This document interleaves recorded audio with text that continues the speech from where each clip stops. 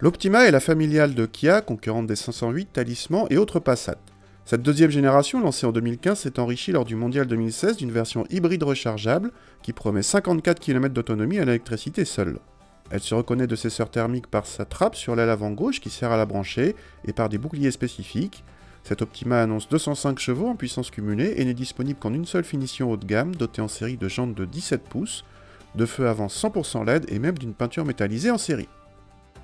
A l'intérieur, la présentation est plutôt flatteuse et l'équipement très complet comprend des éléments tels que les sièges ventilés mais aussi toute la panoplie d'aide à la conduite moderne en série. Le volant comporte cependant trop de boutons au détriment de l'ergonomie. Un petit bouton situé au bas du levier de vitesse commande le passage en mode électrique. À l'arrière, la place est très généreuse et les passagers ont même droit à des assises chauffantes, mais le coffre constitue le point faible de cette familiale avec seulement 307 décimètres-cubes, moins qu'une compacte, et pas de banquette rabattable.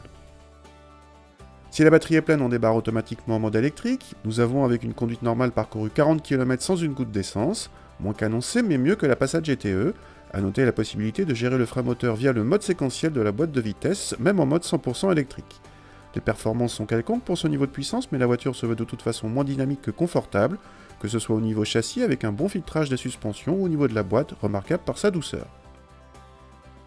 Les chiffres d'homologation sont évidemment irréalisables avec un I6 de moyenne officielle et 37 grammes par kilomètre de CO2, exactement les mêmes chiffres que la Passat GTE, mais on ne le répétera jamais assez, avoir une hybride rechargeable n'est pertinent que si vous la rechargez sur une prise régulièrement. Dommage quand même que la Kia ne propose pas de mode recharge en roulant, comme le font quasiment toutes les hybrides rechargeables. Enfin, si le coffre trop petit vous rebute, l'Optima sortira en hybride rechargeable mais en version break en septembre 2017 avec un coffre à une modularité préservée.